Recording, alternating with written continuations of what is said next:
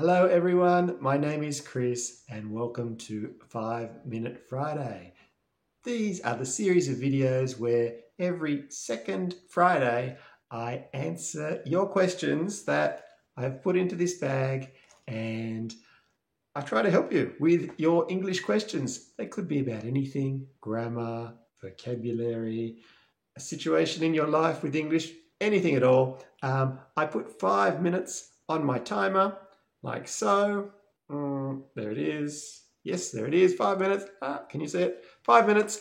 And I'm going to start answering your questions. Question number 1. I watch your passive voice quiz video, but I am not good. Can you do a passive voice tutorial video? To be honest, it was not planned to do a passive voice tutorial video. I've done 2 quizzes and they're very popular, but I wasn't going to do a tutorial. I could quickly explain it for you now. Let's take an example sentence like, I cleaned my room yesterday. Okay, I cleaned my room yesterday. Now this is what we call the active voice. I cleaned my room yesterday. And we have to change that to the passive voice. Now, the way I change to the passive voice is first, I try and find what are they talking about in this sentence? What's the object of the sentence? And for me, if you look at it, I cleaned my room yesterday. They're talking about my room. Okay, so that's the object. So that's number 1 step, the object, my room. Then, what verb is in this sentence? In this case, cleaned, cleaned. Okay, so the verb to clean, cleaned is our verb. And step number 3, what tense is it in? Is it in the future simple? Is it in the present continuous? Is it in simple past, present perfect, etc.? In this case, it's in the simple past, cleaned. I cleaned my room yesterday. Okay, to now change that around to the passive voice, we take our object, which we found, which is my room. So we say my room, and then we need to put the verb. But to do that, it has to be in the tense that we found it in. So it's simple past, and it's my room was cleaned by me yesterday. My room was cleaned by me yesterday. Now, the passive voice is always the past participle. If it was the future, if it was the present perfect, if it was, I don't know, anything at all, like this, the simple past, it's always the past participle. It's just a little change before the past participle. In this case, we had the was. Now, I'm not sure if I've put it on my website, but I will. I've got a really good explanation that I've typed out for this. I might put it in a PDF form, put it on my website, and I'll put the link in this description for you, okay? But the image is going to come up on the screen now. I'm going to show you a little image of each of the tenses, so the present simple, present continuous, etc., and how they change in each tense.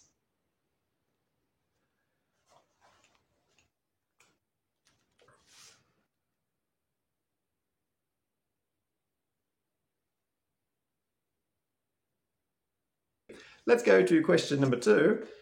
It's all about the time. I say 3:15, but my teacher says I must say 3:15. Is this correct? They are both correct. 3:15 and 3:15, they are both perfect. In English, we can say times in 2 different ways. I understand why your teacher is saying you must say 3:15. I think it's just so you can understand it, because when you encounter English-speaking people, they might say 3:15, they might say 3:15. Both are 100% correct. 3:15 is a lot easier to say, of course. We just simply say the 2 numbers. It could be anything like this. 8:40. That's nice and easy to say. But how do we say it in the other way? 20 to 9. Okay, so it's 8:40 or it's 20 to 9. Both are 100% correct.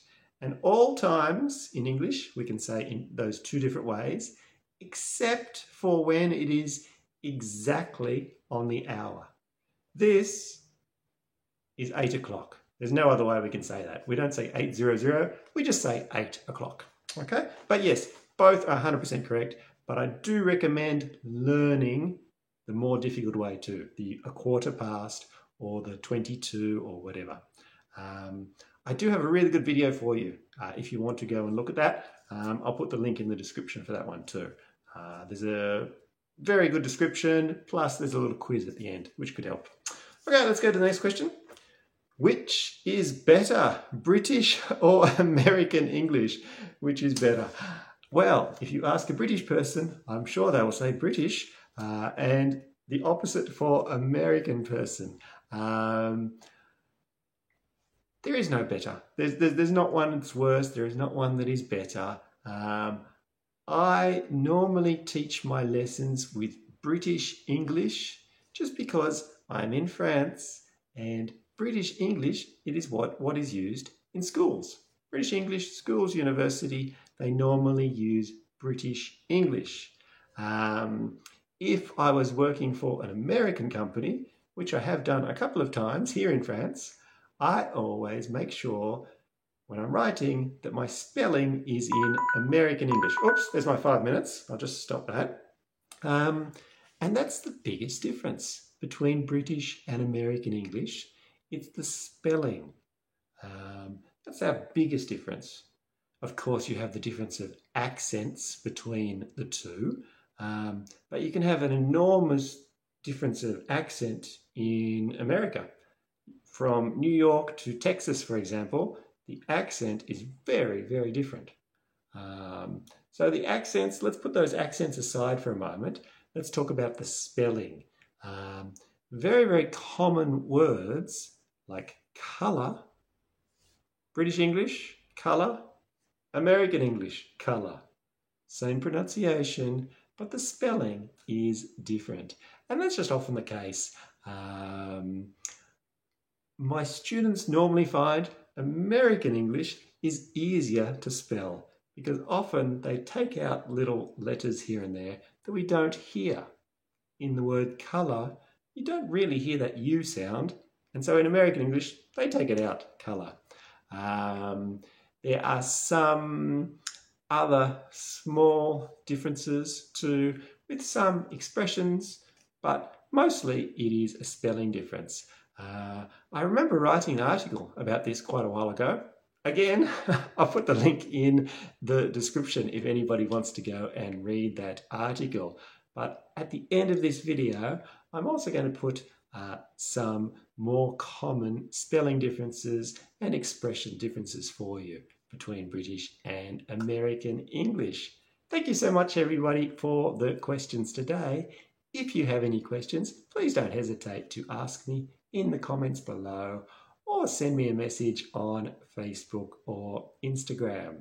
Thanks, everybody. See you next time. Bye-bye.